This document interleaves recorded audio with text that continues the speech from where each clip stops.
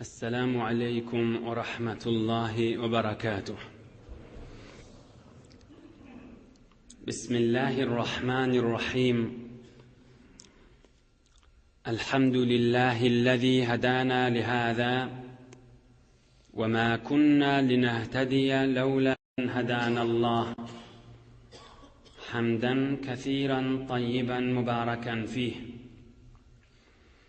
الحمد لله عدد خلقه ورضا نفسه وزنة عرشه ومداد كلماته.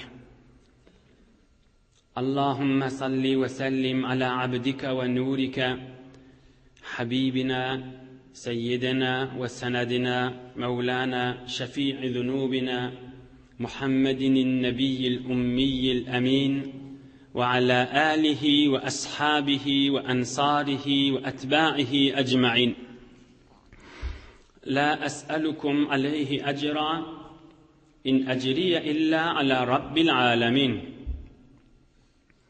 اللهم وفقني لبيان ما يحتاج الحاضرون إليه وما يصلح أحوالهم.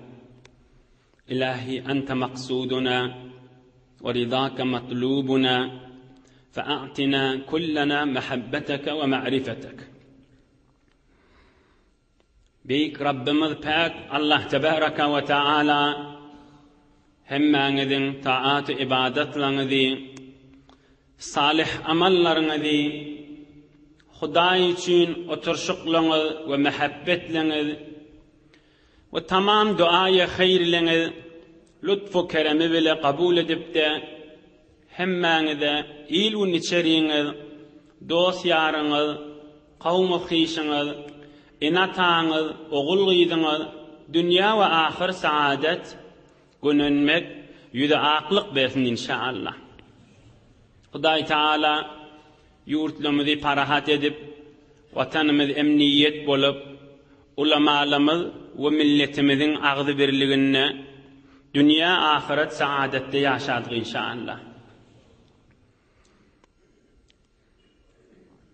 Gözümüzün nuru, başımızın tacı olan, rahmetun lil alemin olan, Hatemun Nebiyyin olan Muhammed Mustafa sallallahu aleyhi ve sellemin 57. yaşında bulan vakalardan, yani Medine-i Münevvere varıp onundan düşünen 4. yılla mübarek yaştan 57. yaşta geçen haftelerde Huday kokladığı faciatur raci' gurrunu geçipti, faciat-ı bi'r mauna gurrunu geçipti. 57. yaşta bulan vakalardan Medine'nin düyplerine Beni Nazir deyip bir Yahudi'nin taifası vardı, olan gurrunu geçti ve Peygamberimizin 57. yaşında Peygamberimize bulan hoşluk haberlerin biri olup mübarek evliya olup dünya gelen Hazreti İmam Hüseyin Can radıyallahu anh Peygamberimizin 57. yaşında dünya geliyor. 56. yaşında Hasan Can Hüseyin Can'dan bir yaş ulu 56. yaşta dünya gelipti. Huday kokladığı bir gece şol İmam Hasan Can ol evliyaların başı on gurrunu geçipti ve şu muğada vaat ediptik 57. yaşın içinde Hüseyin Can'ın dünya gelen vaktlarına on da gurrunu teberrük mübarek gurrunlarını ve faci'i Kerbela'nın gurrunu dakik rivayetlere göre hususan Türkmen doğullamızken bir ulukan imamı tanımadık, gurrunlarını bilmedik, haberi olmadık, işitmedik. Hasan Can ve Hüseyin Can mağarada. İmam Hasan'ın gurrunu 3-4 haftamından uzak geçipti. İnşallah bir gece Resulullah'ın hürmetine ve içerisinin hürmetine qav tanımak için Qisqa suratına, muhtasar formasına gerçe yürekler ağırsa da, gerçe yürekler dertten dolsa da, tarihte sebit bulunsan, yoksa Müslüman olup Müslümanın arasında ağzamana adam, yüreğin yakyan gurrunlardan. Yani, dakik bilmeden çürüyüm, inşallah, Huday kokladığı hizmetine de yetirerim. Elbette, Hasan Can'ın gurrunun içinde geçipti, 56-njy ýaşynda Hasanjan dünýäge gelenine Resulullah ona Hasan at takdy diýip, 57-nji ýaşynda ona Husayn at takypdyr Peýgamberimiziň özi. Adanny çekipdir, müngürlüňleri geçdi. Peýgamberimiz saçlaryny sirip, şoň saçlarynyň agramyna görä kümüş sadaka berä diýipdir Fatyma gyýdana. Noham 7-nji gün bir dowar damak çalyp, akyka edip sadaka beripdir. On gürlüňlerde geçdi. O Peýgamberimiz minberde wagz berip duqa, hutba okyp duqa. Ahtyçyklary Hasanjan we Husaynjan ýortuşyp, kä ýykylyp, kä türüp gelýärka. Minberden düşüp, ujoklap minbere gaşyn çıkaran gürlüňleri we namaz okyp duqa, ruku edip duqa, aýaklarynyň mübarek Peýgamberimiň aýaklarynyň arasyndan geçýänmişdik, üstüne çykýanmışdykle. O ham sahabalar göterip aňyrrak çekellerine da'uhuma, zat diýmän bir koguljagyma, men gowwarýan adam bir koguljagymda gowwursun diýen gürlüňler 5-6 heftemin nazal geçipdi. Emma bir gecede Hudaý köklediğinden gow taniýeýliň, gow bileýliň, inşallah Tarih-i Tabari ýaly, El-Kamil fit-Tarih ýaly, El-Bidaýe we Nihaýe ýaly dünýä boýunça tarihte öwrenilýän kitaplardan Hudaý köklediğinden hyzmatyňyza ýetirerin inşallah. Qala sallallahu aleyhi ve sellem: "Laqad dakhala alayya al-bayta malakun lam yadkhul alayya qablaha, faqala li: inna ibnaka hadha Husaynun maqtul." وإن شئت أريتك من تربة الأرض التي يقتل بها فأخرج تربة حمراء رواه الإمام أحمد. Peygamberimiz dünýeden geçende Husaynjan 6 ýaş. Şol 3-4 ýaşynda bolmaly, ýani Peygamberimiz baqa, Peygamberimiz aýdýa sallallahu aleyhi we sellem: "Men öýüme, otagıma otyqam bir ferişte geldi, häzir gelmäpdi" diýär. Aham bana aýtdy, sen oglujagym diýip kucaklap okşap beren Husaynyň bir gün şehit boljak, öldüriljek diýip aýtdy. İstesen inhe, şida şoň döküljek ganyň döküljek ýer diýip maňa gyzylgymdy kökezdi diýipdir. Senetli görüň ähli sünnetin riwayatyna, İmam Ahmed'in riwayatyna ba görüň şe. Bir gyzyl gumda çykardy, ene şi mübarek şol ogluň ganyň döküljek ýeri diýip aýtdy. Aham Hazreti Ömer radıyallahu anh ve beylik olqan sahabalan ýanyna gaty hormaty uly Resulullah janyň oglu akçygy diýip hormat bilen Peýgamberimiz dünýeden geçenden soňra da käde gerişini alýanmışdykle, göterýänmişdikle Hazreti Ömer radıyallahu anh birun Husayn jana aýdypdyr: "Kärräk gelmeň hanyma oturşmana" diýipdir. Aham Hazreti Husayn radıyallahu anh aýdýa: "Kärräk gelýänseň ýanyna barýadım." Aham birun sahabalar miri bilen halbat edip hususi gurrun edip duranmış diye Hazreti Ömer gurrun edip dudi. Aham Hazreti Ömer'in oğlu Abdullah diyen oğlu icazet diledi dədesinden yanına gelayin mi deyip aham Peygamber Hazreti Ömer icazet vermedi. Yok, anırrak gittiydi, bar oyna ve ya bar gidivediydi. Mesela bizim oğlun çağcı hususice gurrunumuz var diyen yaledip. Aham on Hazreti Ömer oğlu Abdullah'ını icazet vermemden Hüseyincan aydiye menne icazet dilemeyken izime gayttim özümden milip mızahım olmayın deyip. Aham Hazreti Ömer men gördü. Hay direk bar yansen Hüseyincan dedi. Onunla men oğlunu icazet vermemden mızahım olmayın dedim. Aham icazet dilep durmadım, izimi öğürladım deyiptir. Aham Hazreti Ömer radıyallahu anh aytiptir: "Waq Resulullah'ın oğlu, Peygamber'in akçığı, hiç sen men oğlum menen deň boljak mı?" deyipdir. "Hiç senden şüm icazet berip berilmän bol ýagdaý boljak mı?" deyipdir. "Biziretme" deyipdir. "Gelle oturup" deyipdir. "Hala hususi urrumy doň hala bolmasyn" deyipdir. "Men oğlum menen deňmi sen?" deyipdir. "Abdullah bilen deň boljak mı sen?" deyipdir. "Galbymyzdäki iman siziň bereketiňizden dälmi eger" deyipdir. Näham şeýitdirip Hüseyinjany hoş edip ýanyna gelip getiripdir. Qysgarak geçeýin.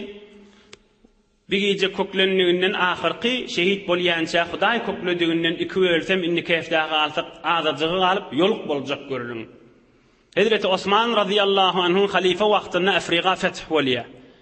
Efriqan fethinde de hem Hasancan hem Hüseyincan cihad edip, şirket edip, hakikat zahmet çekip kılıç bularlarında biri. Efriqanı fethetmekte de şirket edipdirler.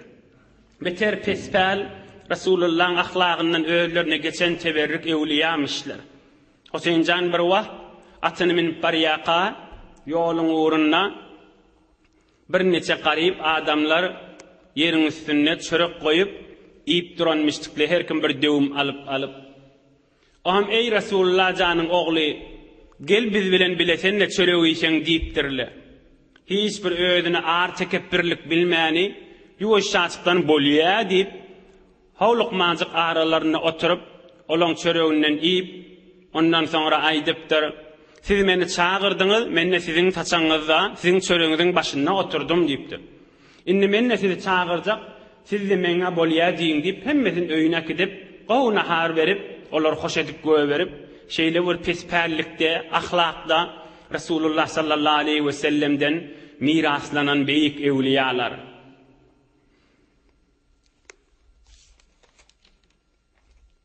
Emma Kerbela faciası näme ýagdaýlarda bolupdyr, şehit bolupdyr, horluklar çekipdir. Yezid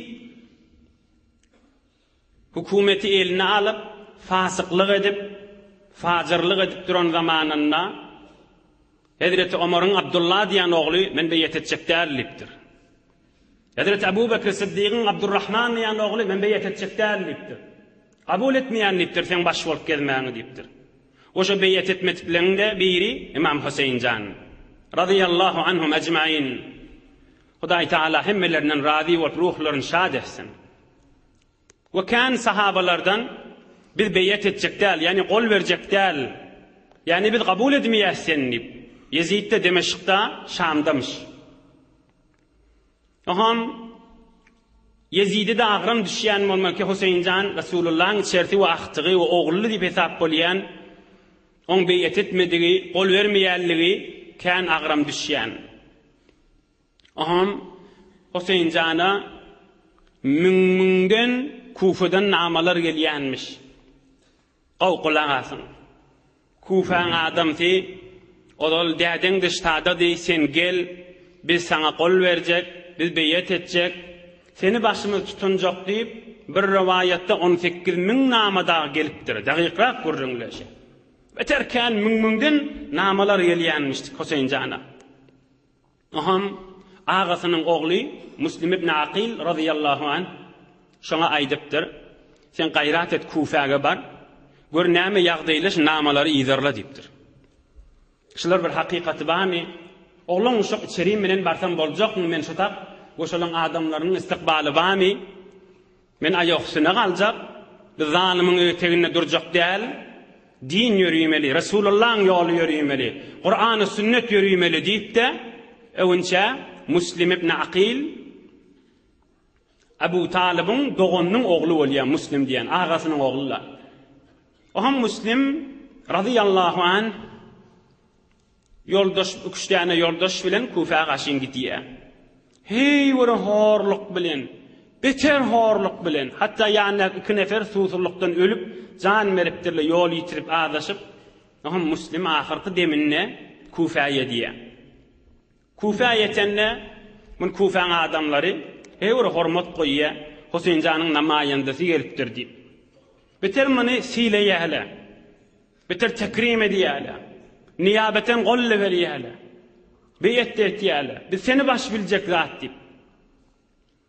Oham Hazreti Muslim ibn Aqil radıyallahu anh'ta nama yazıya Hüseyincan'a bitada beter zemine amada nama yazışlarını oraya şizre vurrun ba gelip ediye. Oham üyüşüp şu vaqtki Kufa'nın ustandarisinin qafsının ağzına, defterinin ağzına namaz okuyyalı, näçe müň nefer bolup.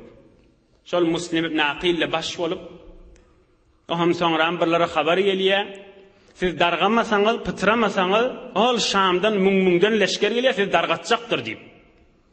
Kufa Irak adamsyda hey were dünýä peräst, hey were jah peräst, maqam peräst bolup dünýä basym allanýan milletmiş.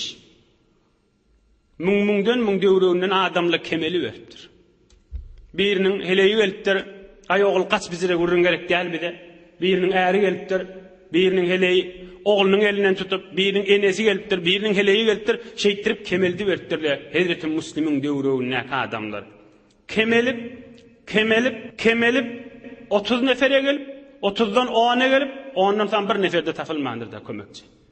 Odal kol verelleri, odal nama yazarları, odal müňden nama iyi verelleri, odal mun tekrim edip durallığı, bir de Hüseyin Can'a nama yazandan sonra, gelive diyenden sonra, zemine amady diyenden sonra, birce neferde galmandyr. Hazreti Müslim ibn Aqil'e kömekçi olmana, Hazreti Müslim ýiräk ýirjegini bilmän, aty öýe ejad edermendir bir ýaňa girmäne.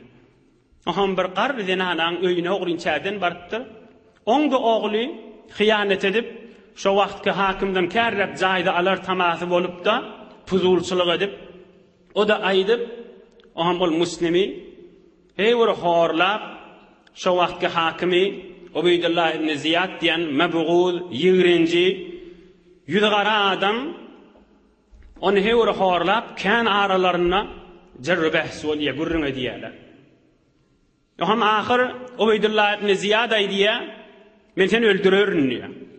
O çının may öldüreceğin diye. Hazreti Müslim ibn Aqil radıyallahu anh. Çının menen öldürürün diye.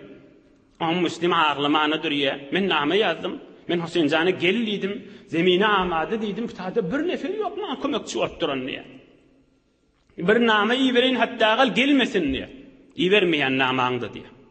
O Hazreti Müslim ibn Aqil radıyallahu anh evvelki şehit bolup kellesini kestirip onu şehit ediye. Ubeydullah ibn Ziyad diýen bir mebğul, zangar, ýüzgara adam.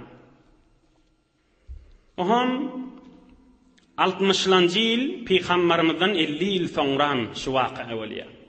49-50 ýyl soňra. Hüseyin Can'da nama bar, bir ýagdaýlardan da habarsyz, içerisi bile 18 dagy Hazreti Ali'ň oglakdyklarynyň ýanyna ba, hemmesini üýşürip zenan oglan uşagy bilen Kufa gaşyny ugramakçy bolýardy. Qurban aýyň 8-gün qurbanlykdan bir gün önçe muny Mekke'de demişdikler. Mekke'ň adamlarda bir form eşitişýärler. Aham sahabalar muny yerli yerden Hazreti İbn Abbas ýortyp barýa. Ey agamyň ogly, ey Resulullah'ın ahtygy. Men bir gürrüň eşitdim, çynmaý diýe. Sen Kufa gitjek bolýarmy diýe. Odal dädene wefa berdimmi gerşal adamlar diye. Olar men inanmaýan diye.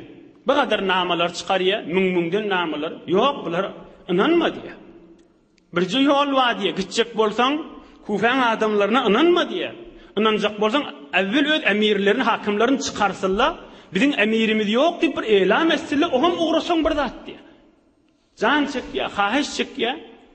Hüseyin Can ýok, men qat'î men azmetdim, men qasd etdim, men gitjekden, men boynuma vazife dini bilýän, Huda üçin men ugrajak diýipdir. Baý jan çekipdir, haýyş çekipdir. Fe inni la amanu ahlal Iraqi. Men inanmaýan ha şu adamlary gitme diýipdir. Men ýa men gitjekden diýipdir. O beter gitjekden bolsaň, agallam oglan uşagyny goý diýipdir. Şular heýweri biderek adamlar diýipdir. Odal Hazreti Osmany oglan uşagynyň gözüniň alnyna şehit etişleri ýaly, senin oglan uşagynyň gözüniň alnyna şehit edamasyň haşyla adamlar diýipdir. Onna teşekkür edipdir, nasihatine de teşekkür edýänlikdir. Ýöne men gitjekden diýipdir da. Beter ciddi qasd edipdir, wazife dini bilip, Resulullah'ın ahtygy bilip, men baýat şu işe gaýym durmaly. Men bir ýüzletmeli iştaý, ýaşy ýolly men janym bermeliýän niýet bilen Hüseyin Can radıyallahu anh çyny bilen ugramakçy bolýar. Başga sahabalarda bir tofar nama ýazýar, bir tofarlar ewne gelýär. Sen gitme, inanmaýasyň diýip. Onda da Hüseyin Can aýdýar, men Resulullah sallallahu aleyhi ve sellem diýişimde gördüm, baýatda gitjekden diýe. Om sahabalar aýdýar, näme diýiş gördüň sen diýip. Hiç kime odallaýdamak, näme diýiş görenim, indi aýtjak däl, özümde ograjakdan diýdi.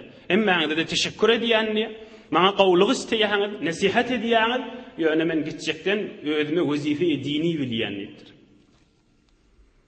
Aham iki ullik ýol uğrandan soňra Hazreti Ömer'in Abdullah diýen ogly Qawb ýerinden ýetip, aham ey Resulullah'ın ogly, ey Hüseyin Can, Hudaý üçin isteýän sen gal diýipdir. Inanamakçy milletemen diýipdir. Sen barýan ýeriň hey ol biwafa milletdir ha diýipdir. Galplar sen menen näwse eller sen menen däldir ha, zalim milletdir haşla diýipdir. Onda ýok diýipdir, men diýipdir, oňa da teşekkür etdir. Men gitjekden çanım menen diýipdir. Oham Hazrat Ömerin oğlay diýipdir. Odal däden baran ýeri Yemen diýipdir. Yemeniň adamlary gaw millet diýipdir. Sana da arka bolar, biter gitjeň çynmasa ahlam Yemene diýipdir. Onda ýok diýipdir. Men wazife dini bilýän Kufa gaşyn ograjak diýipdir. Oham Hazrat Ömerin ogly gujaklap, kan ağlap, hay şehit hoşanna Allah ýaryn bolsun diýip, o da namit bolup o da ýylyna öwrülipdir. Oham Hazrat Hüseýinjan 70 nefer dağı döwrüne adamlar bilen Kufaň adamlaryna bamış diýip ýany riwayetlerde bar we her hal ogryya emma ol Muslim de beýle özde şehit boldy. Namada iyi verilmedi. Bir baryan kerweninde olardan haberleri ýokdy. Oham Ubeydullah ibn Ziyad Kufaň üstünden gözläp biren hakim bu kulli Arağın şäherlerini wurudi huruji ýerlerini hemmesini memnu ediýär. Hiç kim girmelläden, hiç kim çykmallädan, her kimi görseňiz tanymaýan bolsaňyz tutdan iýeriň men ýanyma diýär. Bu taýin gaýymla Hüseýinjan Kufa gaşyn ýaqyn ýetip barýaka bir forum ihsas edipdir. Ol gelýän namalyň habarlary ýok, namaň gürrüňleriniň tersine bolup duran ýagdaýlar bolmaly. Ol şehit bolan muslimden habary ýok. Oham Kufa ýaqynla berende bir adam iyi beripdir. Kufaň adamlaryna habar bermen ýetip gelýän diýip. Onna ýolla şol Ubeydullah ibn Ziyadyň serwallary destgir edip, onu öldürüp şehit edip, ýene habar ýetmän galypdyr Hüseýinjana radiyallahu anh. Oham şol çarwada goýun üstünde, mal üstünde bolýan adamlar Hüseýinjana habar beripdirler. Bu kulli wurudi huruji ýerle memnu diýipdirler Kufa. Oham şonna dagygan bilipdir. Hemme barnamaly behem iýuli we bi zalim etjegini edipdir. Muslim de şehit bolupdyr. We baryanna şehit bolupdyr. Men inden meýlek özüm esir de etmerin. Men näşe ýolla janyma bererin diýip öňküden beter gasdy, beter çyny bilen bolupdyr. Hazrat Hüseýinjan radiyallahu anh. Aham Ubeydullah ibn Ziyad da ol ýigrenji, ýüze gara adam 1000 nefer ertiş leşker dogurlap Hüseýinjanyň üstüne iý berip, ertisi günne 4000 nefer üstüne iý berip, bulan da hemmesi bolsa 70 nefer, 72 nefer de. 5000 nefer bolup şonu esir edip getirin men ýanyma, men esir edip Yezide iý berjek diýip, şonu ýet bilen, şu pikir bername bilen iý berýärdi. Aham Hüseýinjana bir näçe pişnahatlar berýär olara, goşun biri-birine degişýär. Hatta Hüseýinjan imam bolup hemmeleri ýedinde üýädem. Ve her hal bir näçe pişnahatlar berýär, olar kabul etmeýärler. Olar siz baýat esir olup biziň elimiz bilen Ubeydullah ibn Ziyada baryp, ondan Yezide barmaly, hiç bolmady bulay diýanyňyz diýär. Ve ittirip diniň izzatyny men etek düşürmerin diýär. Janym bermän radydyrin diýip, aham müteessifana sep tutuşup jeň meýdana girmeli bolýarlar. Muharrem aýyň 9-na Tasuawun bolýar. İki sep tutup, ola 4-5 min nefer, ola da 72-73 nefer esir etjekden ya öldürecekden olarda. Aham Hazrat Hüseýinjan radiyallahu anh ýanyna babasynyň, dädesiniň diýsende boljak, babasynyň mübarek sellesi Rasulullah janyň sellesini orap, öwne Qur'an-ı Kerim alyp, atyna minip defaň üstüne çykyp, awadan ses bile, beliğ ses bile, açyk ses bile şol ýanky zalim kawma nasihat etmäne durýar. Ey kawm diýär. Siz gaw tanypdyňyz men kimdigim diýär. Rasulullah ogly ha men diýär. Muhammedur Rasulullah ogly ha men diýär. Meger eşitmediňizmi Rasulullah men hakkymda Hasanjanyň hakkynda näme urunlar aýdypdy? Meger aýtmapdymy? Meger men ýüdügünden okşamaýadymy Rasulullah jan? Meger bular men ýitilji gülümda diýmeýädimi diýipdir. Şular siziň gulagyňyzda barmapdymy şu ýagdaýlar diýipdir. Hi Şizrek Resulullah'ın içerisine horlama olacak mı deyipdir. Şizrek öldürme niyet bolacak mı deyipdir. Henseden musulmansılığını deyip açık bulara nasihat etmeyene durupdur. Bir azıcık adam, az böylük adam, ol zalim kavmdan saylanıp, Hüseyin Can'ın koşuna girip, biz sen bilen olacak deyipdir. Biz bir takkeleri yağdayı hiç fikir etmeyecek deyipdir. Bir tak şeker mukadimeyecek deyipdir.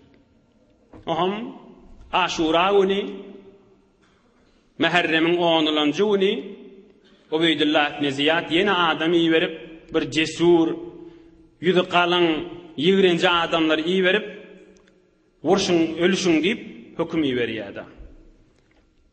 Oham, müteessifane, uluqon cenk başlap, İmam Hüseyin Can radıyallahu anh'ın dövründeki adamları ahir canı bilen saklaşıp, ahir canı bilen ol Resulullah canı sahabalar Uhud jenginde saklayışyaly bular da ellerinden kılıç kaçanı özlerini Hüseyin Can'ın övünü oklap bükülli inşallah işte sanarın yanındaki yoldaşlarının hemmesi hatta kişicik oğulcuğuna çeli hemmesi şehit bolýardy.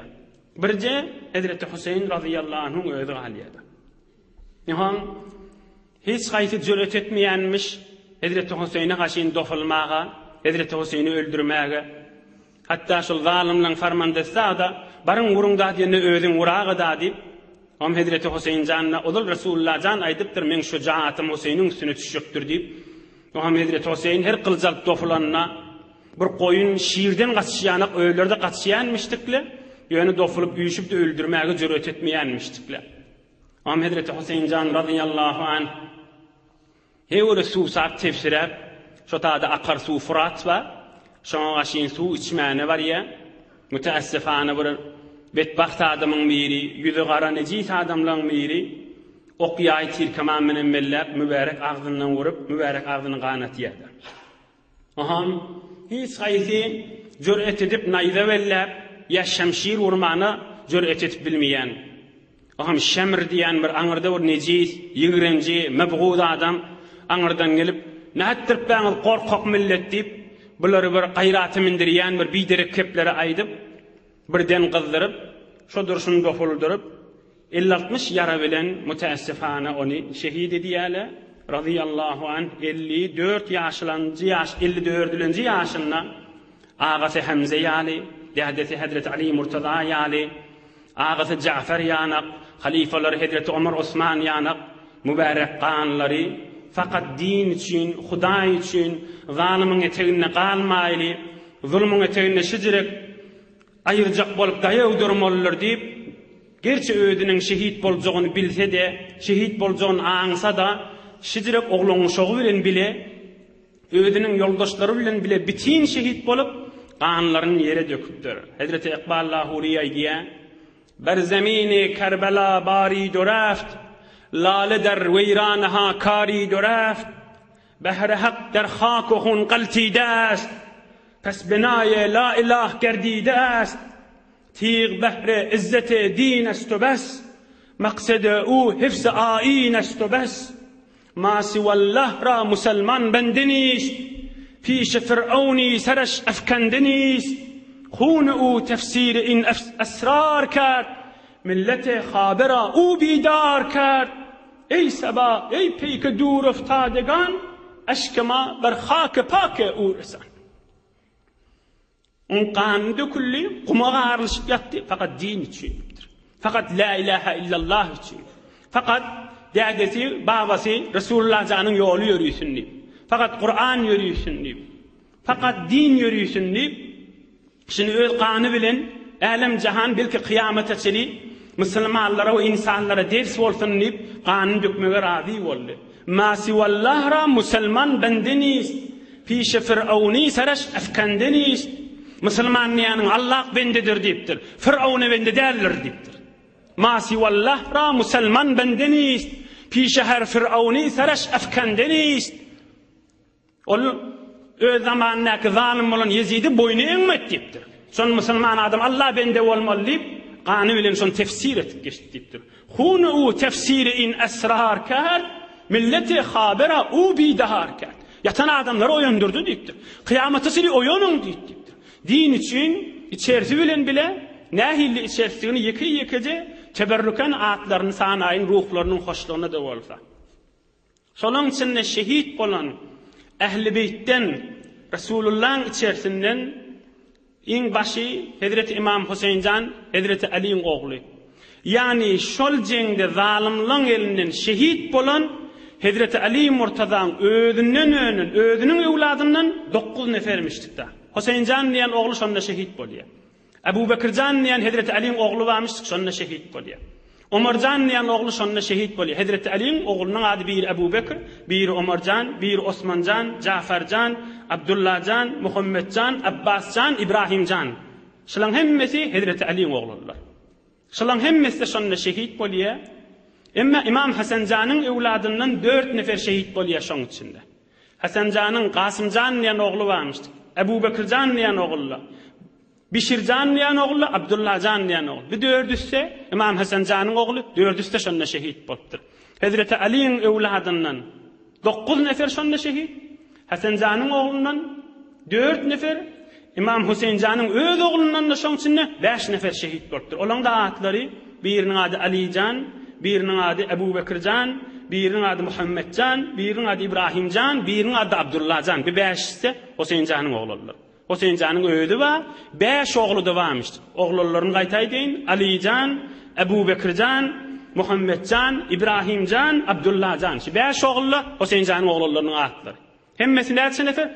18 nefer Hazreti Ali radıyallahu anh'ın oğlu aktıklarından şonda şehit bolupdyrlar. Hemmesi şu bir günüň içinde, Aşura gününde.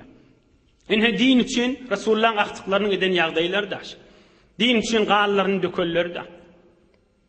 Müslüman näme ders aljak bolsa aly bermeli aşynda. İmanly adam Resulullah'ın içerisi, hakamyzyň ýoly, pek din İslam, Kur'an-ı Kerim ýürüýmeli bolan ýagdaýlar da aşylar.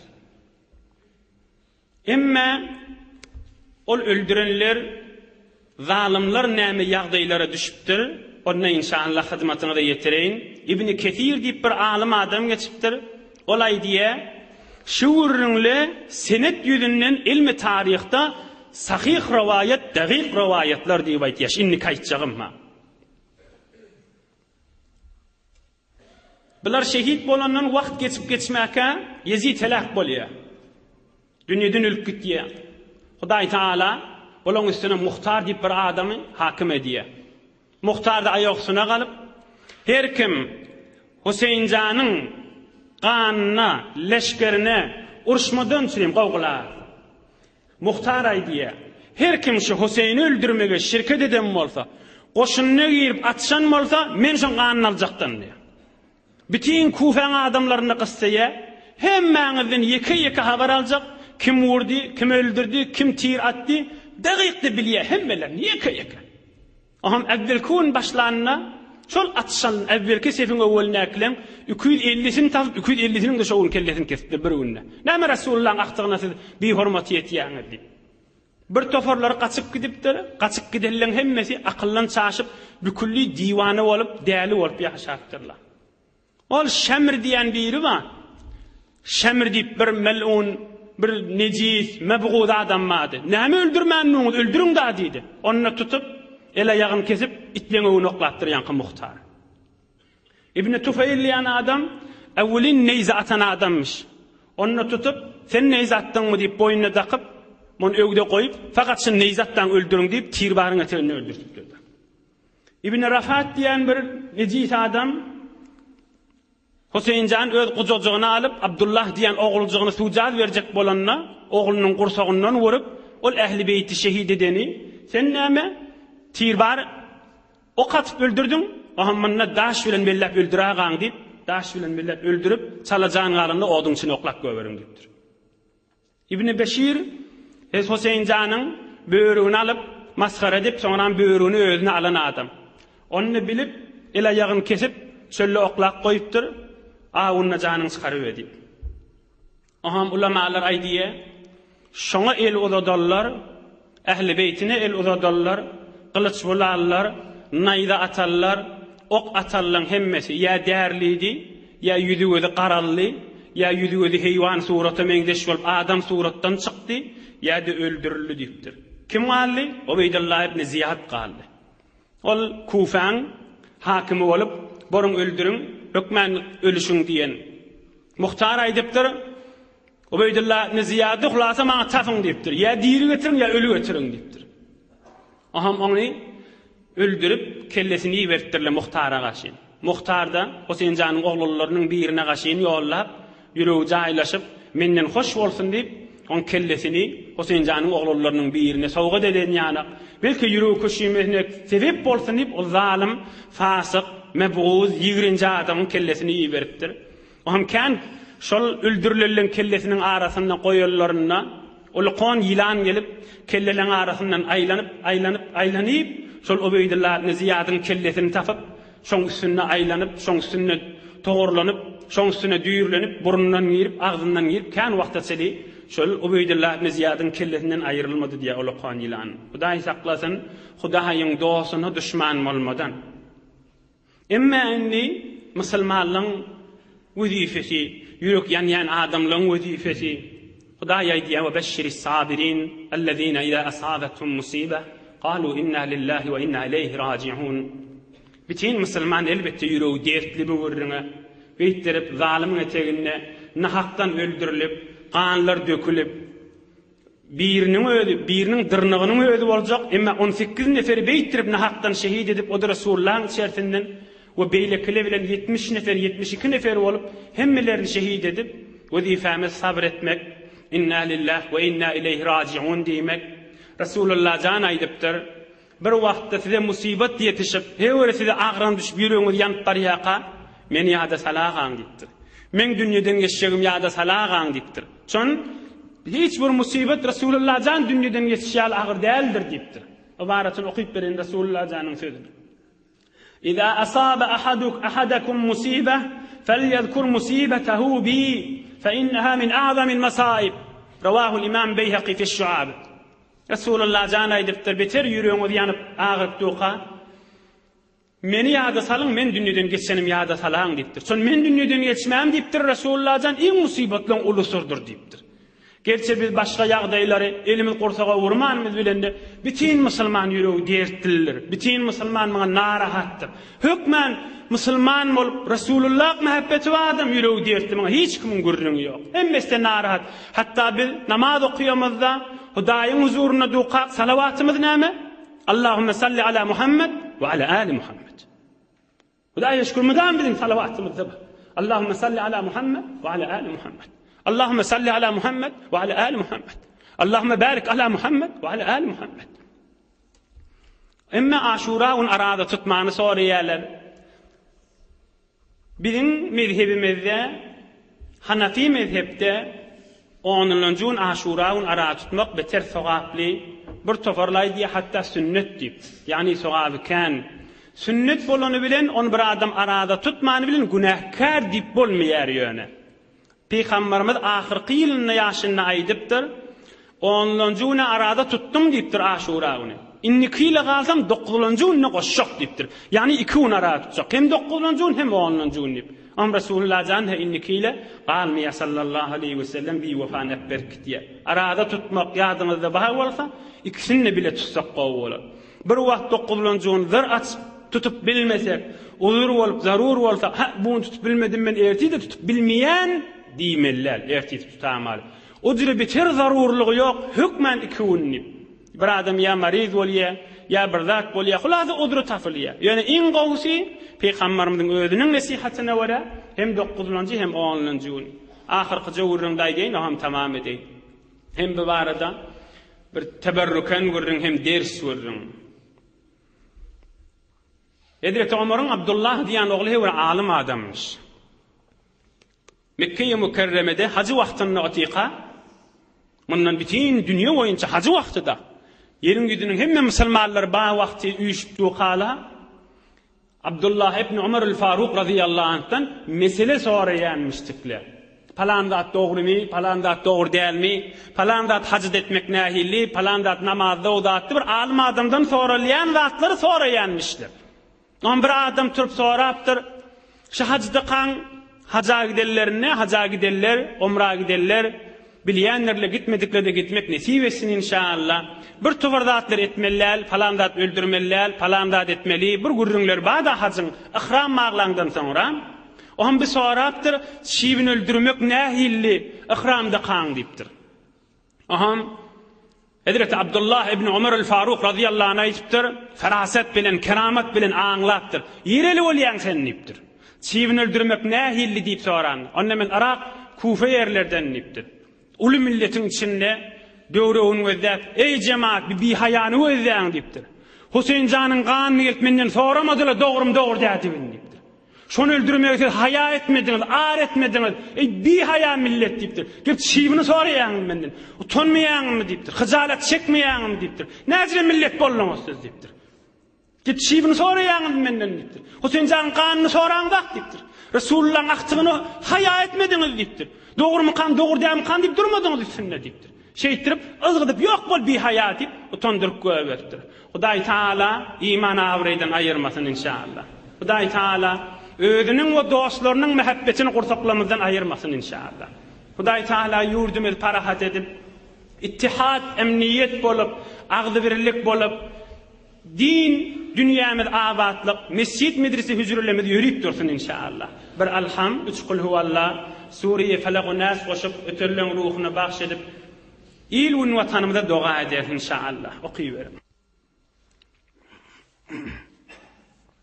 Subhane rabbike rabbil izzeti amma yasifun ve selamun alel murselin velhamdülillahi rabbil alemin. Kul Muhammed ahunkum iştefe ilahi amin. İlahi amin. İlahi amin. İlahi amin. Resulullah can içerisi Hulefai Raşidin, Ashab-ı Kiram, hususan Husayn Can, Hasan Can, bütün evliyalar, ilahi amin. İlahi amin. Müşkülü doğulun, müşkülü asan mol. İlahi amin. İlahi amin. Marizlara şefa. İlahi amin. Dinimiz, dünyamız abatlık. İlahi amin. İçeride mehabbet. İlahi amin can huday. Kabullur inşallah. Hudaý Taala'dan heyur umidumuz kandır. İlahi amin. آمين يا إله العالمين آمين يا مجيب الدعوات إلهي آمين آمين يا أرحم الراحمين آمين يا إله العالمين آمين برحمتك يا أرحم الراحمين سبحان ربك رب العزة عما يصفون وسلام على المرسلين